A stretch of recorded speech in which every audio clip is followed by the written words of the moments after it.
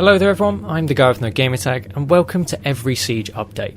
This is going to be a video series detailing every patch for Rainbow Six Siege, going through the patch notes, detailing gameplay, balance changes, infrastructure changes, as well as going through bug fixes to find the most infamous and also hilarious bugs to ever exist in Rainbow Six Siege. Now, to give credit where credit is due, this series was inspired by a discussion between Zeronic and Get Flanked on the Logic Bomb podcast, so the channel of that podcast is linked in the description down below, as well as the sources for the patch notes. They were found by using a Reddit post and a Rainbow Six Wiki post, so both of those are also linked in the description. So this first video is going to detail everything from the closed alpha up until the start of Year 1. For the sake of simplicity, I'm going to say that Year 1 starts when Operation Black Ice released. This is just so each year has 4 seasons as we're accustomed to at the moment. And it's worth noting that at this point in the game, Ubisoft didn't really know how the game was going to play out. They didn't know what the game was going to become. So a lot of the initial balance changes are going to seem very radical compared to what we know now. So the first changes that I've got recorded were from the open beta. Unfortunately, I don't have any patch notes as such, so all of these changes are noted from observations. Now the first major one is that hit markers used to be in the game. Back in the closed alpha, you actually had hit markers for every shot that registered on an enemy. But in the beta, they changed it so you only got a hit marker for the kill. This was changed because even in the alpha, which I think was only around for a few weeks, players already realised that they could just spray through a wall, and as soon as they registered a hit, they would just beam someone through that wall. And clearly that is massively unbalanced for a game like Siege, which has so many destructible surfaces. Another major balance change was that shield operators had to now lower their shield so that they could aim down sights with their pistol. Back in the alpha, shield ops could aim down sights and shoot from behind their shield. They didn't have to expose themselves at all. Imagine if Blitz had that ability now, how broken that would be. So I think we can all be very grateful that this was changed so early on. They also reduced the size of hatches. They used to be roughly twice as large and rectangular, but they were made smaller. I'm assuming this was just because it made objectives much more imbalanced towards the attackers. An operator gadget that was also changed for the beta was Pulse's cardiac sensor. Now this was changed firstly so it didn't update in real time. In the alpha, Pulse could track people's locations constantly. It didn't used to scan like it does now. So that was changed so it did start scanning, and also it no longer marked friendlies and the hostage. I can't imagine what it would have been like playing with this. You can just think, if you were underneath the objective thinking you're making a play, you're going to stop the enemies approaching. Oh wait, I've just C4'd the hostage. I mean, it would have been incredibly frustrating for teammates playing with a Pulse. It would have almost turned into like a small battle between Pulse and Fuse as to which one of them would unintentionally team kill the hostage first. The final noted change for the open beta was they removed the round summary screen. This is a screen that I imagine most of the player base hasn't seen because they would have to have watched an alpha video to have even noticed this. There used to be a screen at the end of a round which showed you all the players, how much health they had, who died and who killed them, shown in a sort of graph format. This used to be a screen that only lasted for about 10 seconds, but it was kind of interesting. But this was removed for the beta. This was just to remove the amount of downtime between rounds, because this was a problem in the alpha and beta.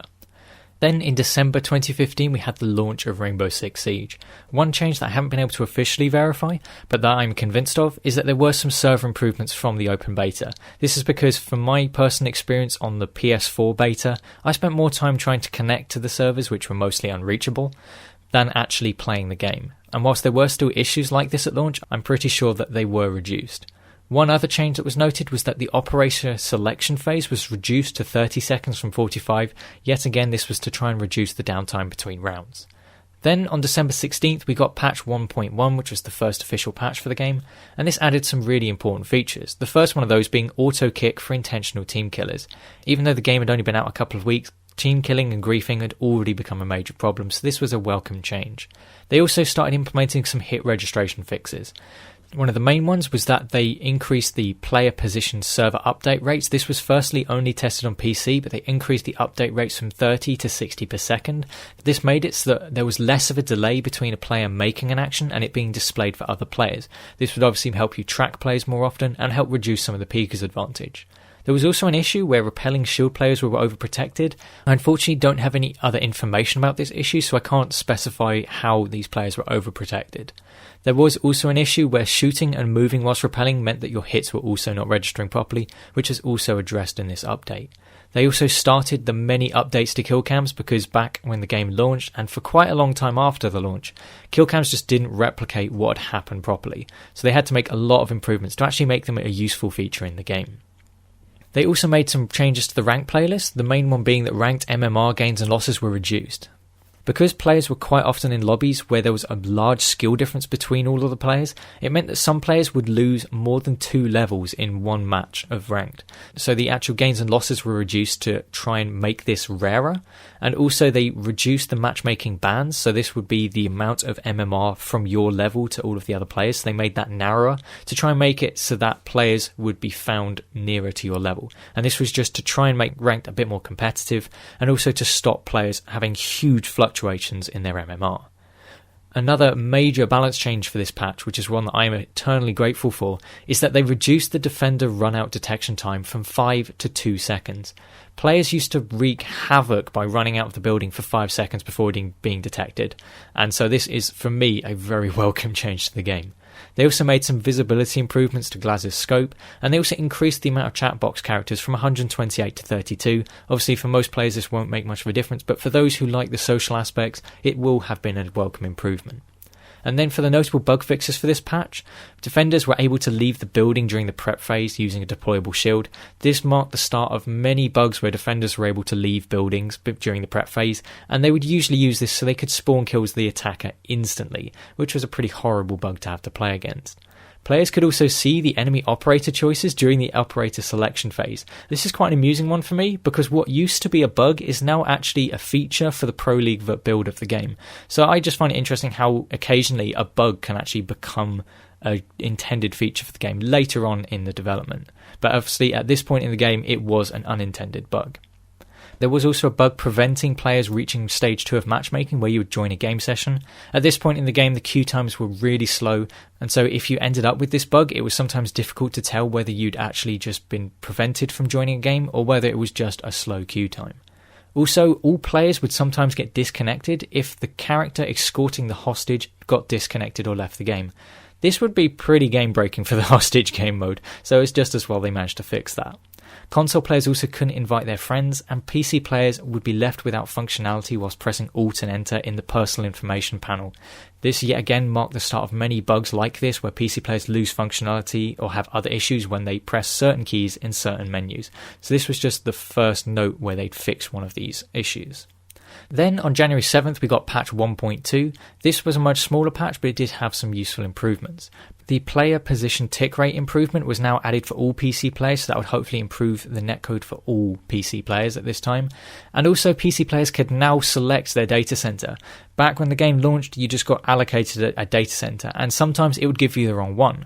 And so the PC players could now change it, although unfortunately they hadn't added the UI in. So at the moment, players had to modify their own game files, but Ubisoft did give players instructions on how they could do this.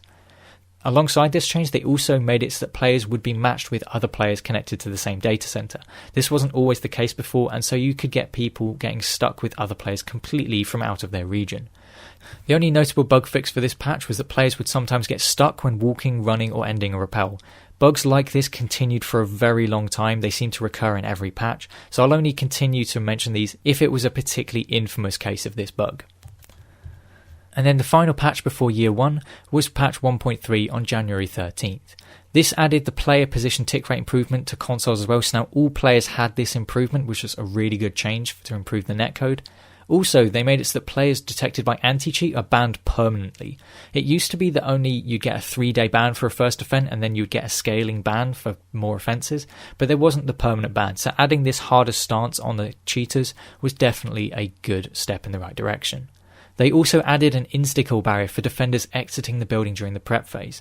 This was more to stop players running into the attackers' spawns and instantly spawn killing them, because at this point in the game, instead of actually each player individually choosing their spawn, the team would vote and you'd be allocated a 1 spawn point for your entire team. So the defenders could theoretically hide in one of these spawns and just instantly wipe your team before the round started. So by adding the insta-kill barriers, it at least gave the attackers a chance to actually try and play the game. Then the notable bug fixes for this patch, yet again defenders exiting the building during the prep phase. This was a new one that they could do it because they were deploying a barricade from the prone position. That's a bit of an unusual one. You also had problems with loading screens freezing, so people just get stuck in that point of the game. Also, a really intrusive bug was the failed data synchronization bug. This would mean that players, when they log in, would have to choose whether they lose their entire profile or not play the game. Obviously, this is a horrible bug to encounter, but thankfully they had fixed it in this patch. They also fixed some PC ranked reconnection bugs. They'd added reconnection for ranked matches, but if players pressed certain buttons and did certain actions, it would mean that they didn't get the option to, so they managed to fix some of those. And so as you can see, the patches up until year 1 weren't particularly big, but they did have some major improvements to the game, because the game really did not release in a good state. One thing I would like to mention is that the next episodes are likely to be a lot longer because there are just so many more changes happening over the course of an entire year, and also major changes between all the seasons. So if there are any things you'd think could be changed about the format to just make it more entertaining or you think might improve it, please do feel free to leave that in the comment section down below. Also, if you've experienced any of these bugs, if you were playing during this time, or perhaps there was something I didn't include in this video that happened to you, do feel free to leave your experiences in the comments as well. I think people will find it interesting to see where this game used to be, and also some of the funny and annoying things we used to have to put up with. If you have enjoyed this video, please do leave a like and subscribe if you want to see the rest of them, as well as the other content I post on this channel. But anyway, I've been the guy from the Gamertag, and I'll see you on another video.